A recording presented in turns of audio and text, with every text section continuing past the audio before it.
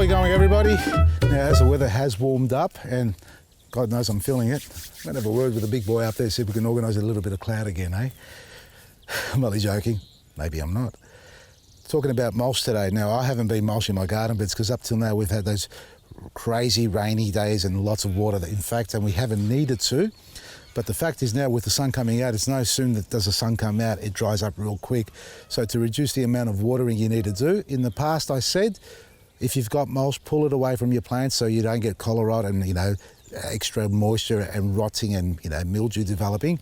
But now as the weather is warming up and it starts to stabilise, and look, by the time you watch this, if you're not watching this on the same day that it's been uploaded, chances are it's probably raining again. So pay attention to the weather around you, your microclimate in the garden. And you're seeing these garden beds here, I haven't mulched, and there's all my leafy greens.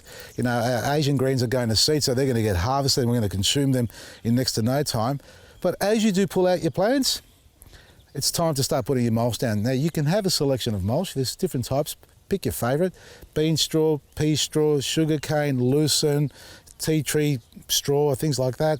There's all different types of mulch. Even pine bark, ungraded pine bark, has worked well for many people that I've seen in their veggie garden. So anything that you put on top to stop the sun from cooking the soil and killing off the microbes, that's what we're talking about here. The heat of the sun is great to keep the soil warm, but it gets too hot on that surface and now life in that soil starts to die off because it dehydrates real quick. So if you put a blanket of mulch over the top, now it's as we're getting over 25 degrees, that will protect your soil's life, your microbiome in the soil, and that way your plants aren't starving and the life of the soil's not dying away and you're not watering as much. I'm not going to mulch this yet because I've got to harvest first, and I'm not going to show you how I harvest. We all know how to harvest. Cut your plants, clean up around it.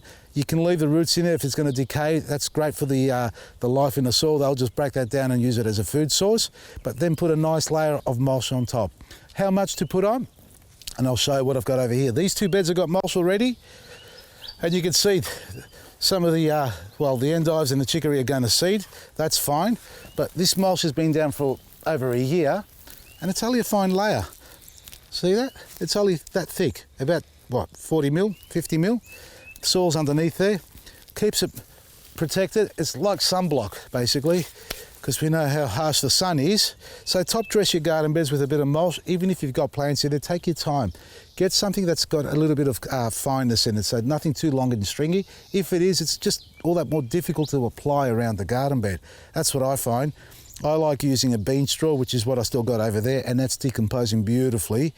And look, you can hydrate it before you apply it, which probably make it easier for you. So, get a wheelbarrow, fill it up with water, drop your mulch in there. It'll get quite heavy, but at least it won't sort of attach itself to all your plants that if you've got in your garden bed already. You can just loosen it up and just drop it in sections and carefully just spread it out without too much fuss. Otherwise, put it down heavily as it's dry and give it a good soak so you can compact it down and get rid of all those air pockets, and that'll keep your plants better hydrated, keep your soil protected from the sun, and your plants will give you a better crop at the end of the season.